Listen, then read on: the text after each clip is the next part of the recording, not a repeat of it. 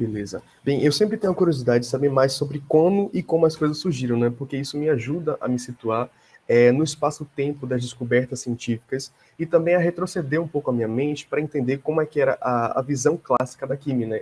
Da química, como era a visão clássica das primeiras descobertas. E vocês? Vocês já se perguntaram de onde veio o sabão?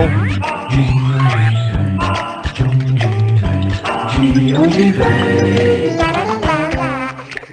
Então, existem relatos de produtos que muito se assemelham ao sabão, lá datados de cerca de de 2800 a.C., lá na Babilônia. Esses relatos, eles basicamente eles se tratam de um produto que era produzido através da mistura de gorduras animais ou vegetais com cinzas.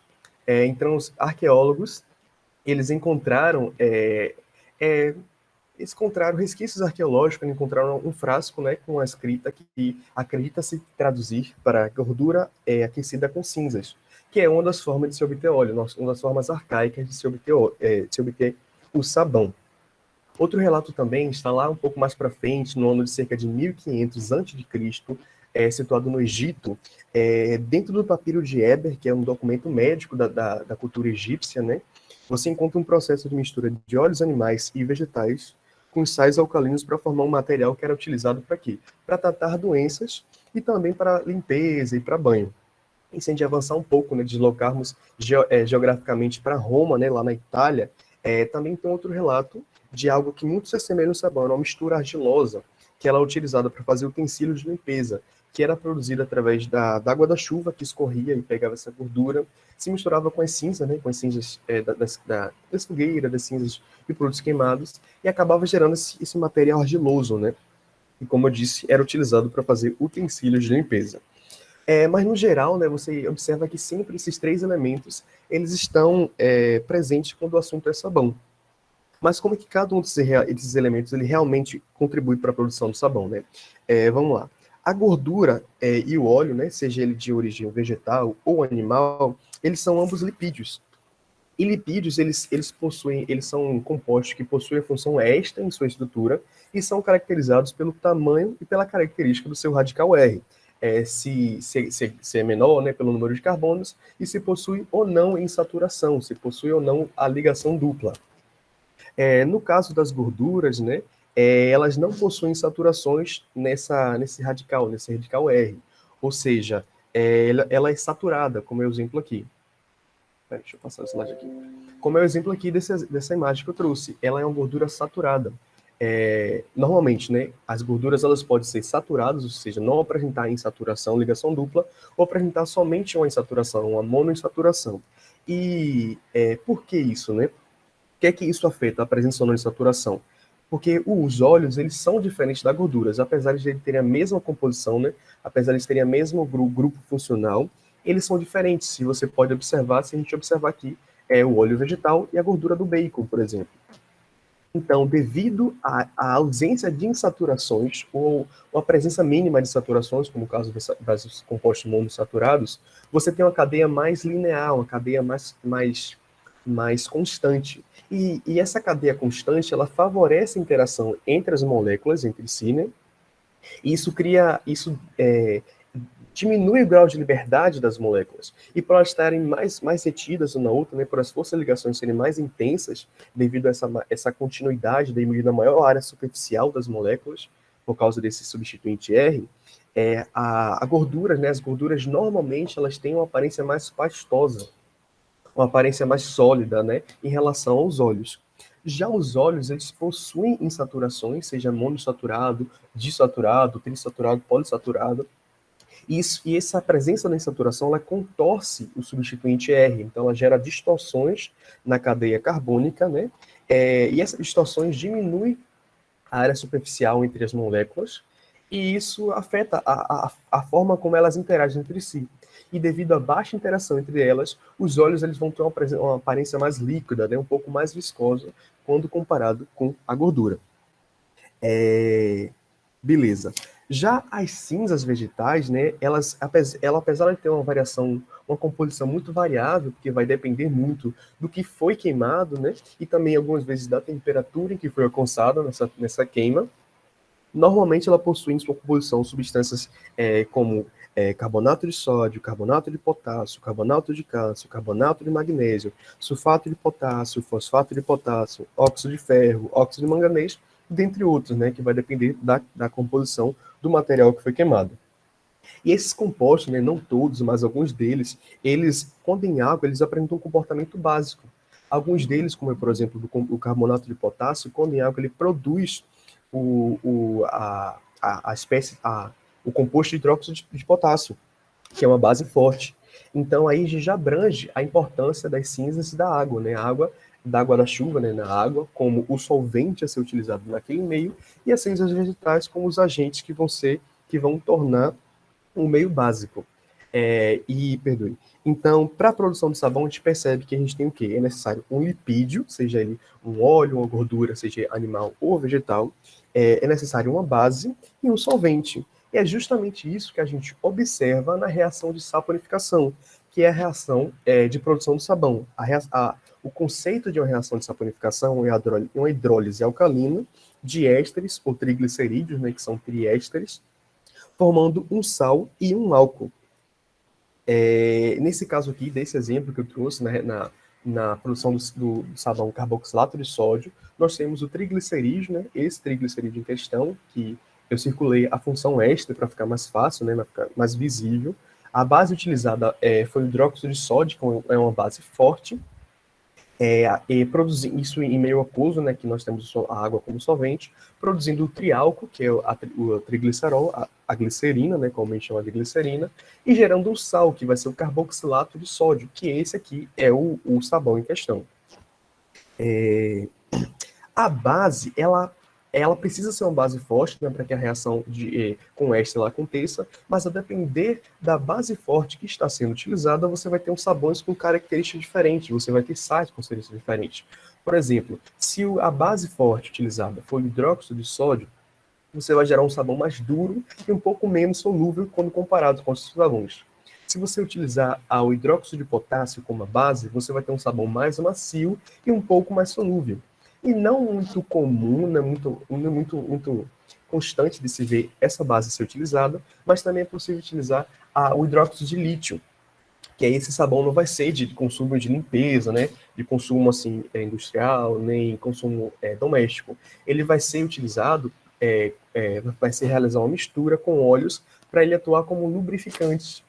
Então, a função desse sal gerado através da reação do lipídio, né, do triglicerídeo com o hidróxido de lítio, ele não vai ser para limpeza, ele vai ser para atuar como lubrificante.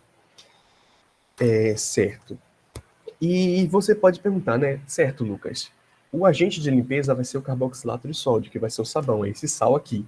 E essa glicerina, né? Esse produto secundário, ele não deveria ser purificado para retirar a glicerina? Na verdade, a glicerina não apresenta risco nenhum, né? Muito pelo contrário, ela proporciona vários benefícios, como, por exemplo, a glicerina é emoliente. O que seria emoliente? É uma substância que amacia e suaviza a pele. Ela é lubrificante, ela é umectante. O que seria umectante? São substâncias que ajudam a reter a umidade da pele. Ela também é hidratante, né? Ela ajuda a hidratar, e ela é higroscópica, né? É uma substância higroscópica, que são substâncias que ajudam na absorção da umidade do ar. Então, a reação ela é extremamente favorável, né? Nos sabões, seja de uso doméstico, seja industrial, na verdade, mais uso doméstico, né? Que tem mais contato com a pele, pelo fato de os dois produtos serem eficientes. O sal de sabão, né? O sal carboxilato de sódio, o carboxilato aí vai da base utilizada. Ele é importante porque ele é o agente de limpeza, e a glicerina, porque ela vai ter todas essas propriedades que foi descrita até agora. Mas bem, agora que a gente já entende como é que o sabão é produzido, a gente precisa entender como é que ele atua. Vamos lá? Os sabões, por natureza, eles são agentes tensoativos aniônicos e atuam como surfactantes e emulsificantes. O que seriam surfactantes? Surfactantes é uma classe de compostos que tem a característica de reduzir a tensão superficial entre dois líquidos, enquanto que os emulsificantes são uma classe de substâncias capazes de misturar dois ou mais líquidos que normalmente não se misturam.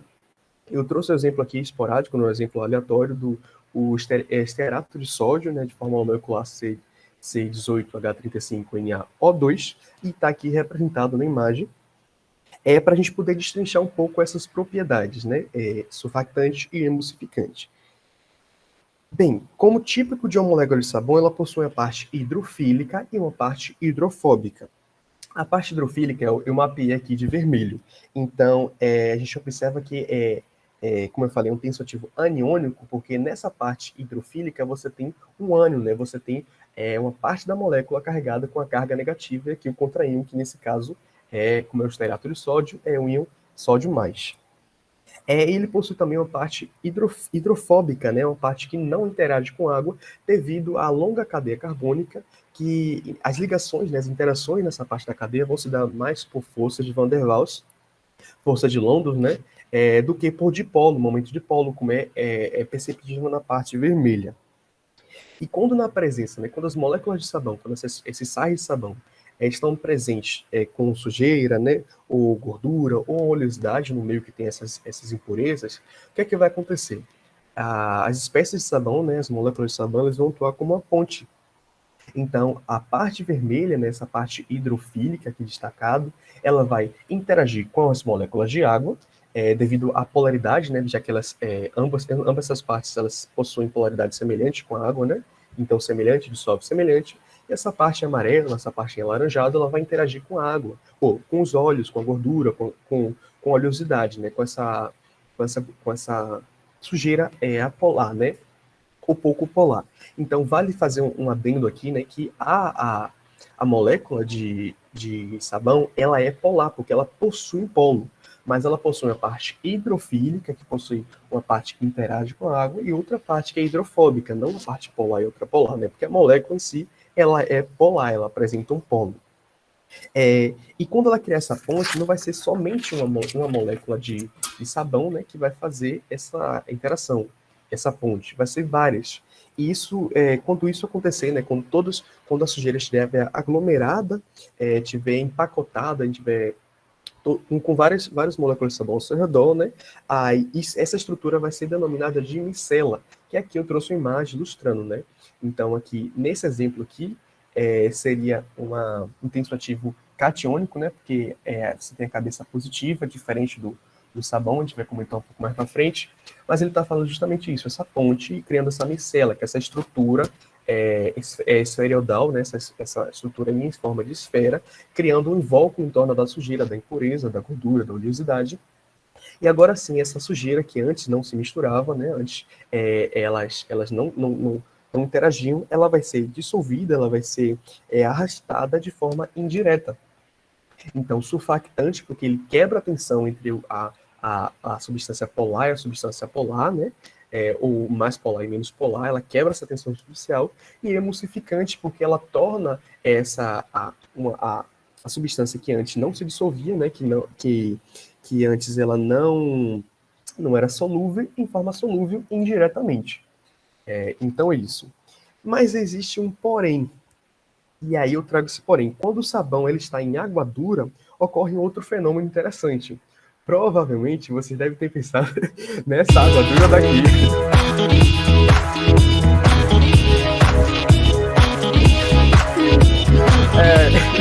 Mas na verdade a água dura não é essa. A água dura que eu me refiro é uma água rica em íons cálcio 2+, magnésio 2+, e ou ferro 2+, né?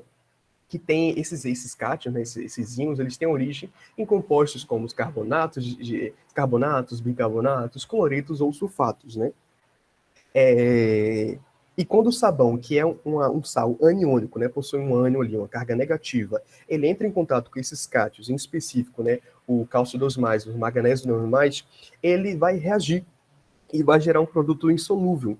Por isso, o sabão ele vai gerar menos bolhas. Então, como na ilustração que eu trouxe aqui, né, quando o sabão estiver presente em água dura, ele vai gerar menos bolhas. Por quê? Primeiro, porque a molécula de sabão vai estar sendo consumida, vai interagindo com os cátions, né, seja de cálcio 2+, ou magnésio 2+, e está sendo consumida, e ela vai estar embaçada, porque o produto que está sendo gerado vai ser insolúvel, e vai ficar em suspensão, e depois de um tempo vai decantar. Então, por isso que ela fica com poucas bolhas e mais embaçada. Enquanto que a água mole, né, ela vai ter muito mais bolhas e a água vai ser muito mais clara. E como é que é determinada essa dureza da água, né? Justamente pela concentração desses cátions. Então, quando uma concentração maior que 150 miligramas por litro, a água ela vai ser considerada dura. Quando essa concentração estiver entre 75 miligramas por litro e 150 miligramas por litro, ela vai ser considerada como moderada. E quando essa concentração estiver abaixo de 75 miligramas por litro, ela vai ser uma água mole. É, e. Beleza. E justamente com a escassez, né, de óleos e gorduras durante a Segunda Guerra Mundial, que é um fator que eu vou comentar um pouco mais à frente, muito brevemente, somado a esse mau desempenho dos sabões em água dura, né, mais especificamente, levaram os cientistas a fazer desenvolver um produto que fosse capaz de superpassar essa dificuldade. E surgiu o detergente. E vale destacar, né, que sabão não é detergente. Apesar de possuírem atuações de forma muito semelhante, né, possui uma parte hidrofóbica, interagir, formando as micelas, eles são diferentes. Os maiores diferentes em alguns aspectos, né? Primeiro, na sua origem, uma origem histórica, como aqui eu represento, né? O sabão foi desenvolvido lá por cerca de 2800 a.C., enquanto o detergente foi na Segunda Guerra Mundial, mas sim na sua origem dos reagentes. Enquanto que os sabões são gerados pelos lipídios, né, que são as gorduras, os óleos, seja animais ou vegetais, eles são naturais. Enquanto eles são os produtos naturais, os detergentes eles não são eles. Geralmente seus compostos são derivados de petróleo. Então aí você já tem um pouco dos aspectos da biodegradabilidade desses compostos, né? Enquanto por causa dos compostos serem naturais, dos reagentes de origem natural, o sabão ele é biodegradável, enquanto que o detergente nem sempre é, né? Hoje já existem alguns detergentes biodegradáveis, sempre, nem todos os compostos do detergente são biodegradáveis. Outro aspecto também está no caráter do sabão, né? O sabão ele é estritamente aniônico, enquanto que o detergente ele pode ser aniônico, na presença de um áion negativo, né? Pode ser catiônico, onde a parte, né, pode ser vermelha, né, que eu falei, a parte hidrofílica é cátion negativo, ela pode ser neutra, ou seja, ela não possui carga nessa estrutura. Ela pode ser anfótera. A anfótera, ela possui carga, né? Carga tanto positiva quanto negativa, mas o balanço das cargas elas se neutralizam, que é os compostos deuteriônicos, né? E também outro fator muito interessante que difere os detergentes dos sabões são os aditivos, né? São essas substâncias adicionadas aos detergentes para dar esse melhor desempenho. Então, os detergentes normalmente eles são formados de agentes modificadores de espumas, coadjuvantes, removedores de aqui a gente pode inserir micro-organismos e enzimas, agentes de suspensão, agentes modificadores alcalinizantes, ingredientes menores que todos os médicos. Então, a gente já vê que a composição difere um pouco. Sendo que a base do sabão é simplesmente a glicerina e o sal, né? Certo. E agora que a gente já tem toda essa base teórico, vamos partir para a parte experimental, que é o que realmente vamos fazer amanhã, né? Então, importante, né, no início, né, na parte experimental, a gente saber quais os nossos reagentes que vamos utilizar e saber se eles apresentam algum risco ou não. Bem, o primeiro deles é o óleo vegetal, que deve ser que é usado e filtrado, né? O óleo vegetal usado e filtrado, no qual a gente vai precisar de 100 ml. A gente vai precisar também de 20 gramas de soda cáustica em escama ou bolinha, né?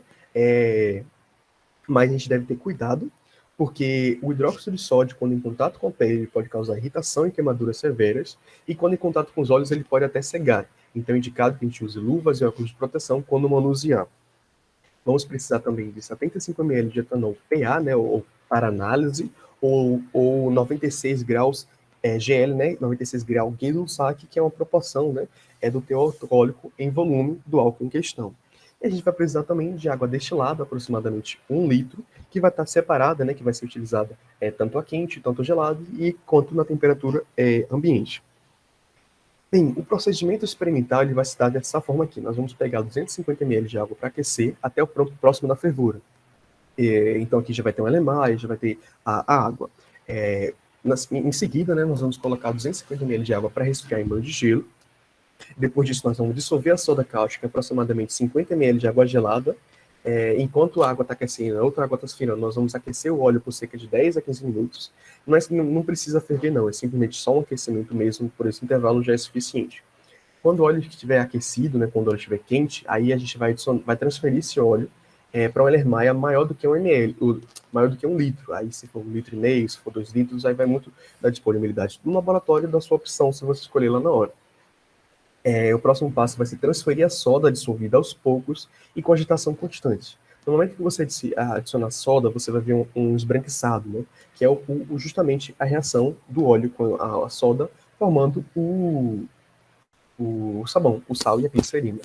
Depois que a gente fizer essa transferência, né, lembrando de agitar para que a reação não aconteça de forma muito vigorosa, a gente vai agitar por mais 5 minutos, né, depois de fazer toda a transferência. Depois que agitar por esses 5 minutos, nós vamos começar a adicionar a água. Né? Primeiro a gente adiciona água quente, adicionando de pouquinho em pouquinho e agitando. Depois disso, nós vamos transferir o etanol que nós separamos, né? Intercalando com água gelada. Então, um pouco de etanol, um pouco de água gelada, um pouco de etanol, um pouco de água gelada, até que tudo se acabe.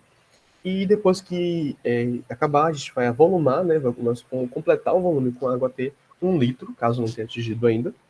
Bem provável que não vai, né? Porque a gente só usou pouca quantidade de água. E depois a gente vai deixar o material em repouso, para que a reação continue a acontecer e para que a gente possa ter um sabão muito bom. Mas vamos analisar sempre que a gente voltar ao laboratório. Então, pelas minhas pesquisas, o tempo médio, né, que acontece de um sabão ele realmente ficar pronto, seria de 3 a 4 semanas. Então, a gente vai fazer isso toda vez que a gente volta ao laboratório, a gente vai homogeneizar para poder misturar, né, para poder misturar o sabão e não deixar que um serviço assim decantado, ou quem sabe que não esteja de contato. E depois, um pouco lá na frente, num experimento que eu ainda não sei qual vai ser, nós vamos fazer a extensão, né? A extração de um óleo essencial de algo, né? Não sei qual vai ser o elemento. E nós vamos acrescentar esse óleo ao sabão, porque na simples reação do sabão do óleo com a base, o aroma não fica muito agradável, ainda fica com um aroma meio oleoso, um aroma meio sujo. Apesar de você já ter um sabão, né? Tipo a limpeza. Então, mas com esse óleo aí já vai dar um aroma melhor, a gente pode até adicionar um pouco de colorante, né? De corante para poder melhorar até o aspecto visual da cor, né? Não só o odor. E lembrando de não usar utensílios de metal para manipular a soda, já que ela reage com metal. Então a gente não deve usar nem vasilha de metal para dissolver, nem nenhum bastão metálico para agitar, porque isso pode acabar afetando, né? Isso vai afetar o nosso resultado e o nosso sabão. E vai também corroer o material, né? Que a gente não quer. E antes, né, de a gente finalizar, né, caminhando para o final, eu gostaria de fazer uma revisãozinha com você, só para a gente poder fazer o que é que a gente viu hoje, né, e tudo mais. Então vamos lá? Atenção, se liga aí que é hora da revisão. Nessa teleaula, você aprendeu a fazer sabão caseiro. Aprendeu também que os sabões são feitos de gorduras animais ou vegetais e por isso são biodegradáveis. Os detergentes modernos também. Nós também vimos que o sabão em contato com o cálcio forma um composto insolúvel. O detergente que tem na cabeça íons diferentes já não empelota e espuma. Você aprendeu ainda que a água que tem íons de cálcio, de ferro e de magnésio é chamada de água dura. Puxa, Maricela, eu passei o dia inteiro fora, mas valeu a pena. Nós aprendemos um montão de coisas. Nem fala. Eu já vou indo com os meus peixinhos, porque eu preciso pegar uma loja aberta para comprar comidinha para eles. Pode deixar que eu fecho a banca. E cuide muito bem de seus peixinhos em água mole. Até amanhã. E vê se toma um bom banho com seu sabão caseiro. A senhorita também lava muito bem os seus cabelos com bastante shampoo. Tchau. E pra você também. E essa foi a nossa revisãozinha, e aqui estão as referências biográficas, né, caso alguém tenha interesse em consultar, beleza? E antes de fazer o encerramento, né, para encerrar, eu gostaria de deixar uma frase de uma cientista, que aqui não ficou com... pronto, melhorou a qualidade, de Rosalind Franklin, que foi uma química que atuou na síntese do DNA, né, na descoberta do DNA e RNA, e ela disse assim: ciência e vida cotidiana não podem e não devem ser separadas, né? Cotidiano como sabão, e a gente como químico, a gente deve ter essa visão ampliada, e não se manter somente no laboratório, né, uma bancada, uma sala de aula, mas viver a química no nosso dia a dia, porque a química é linda. Então é isso, eu agradeço. Aí, gente.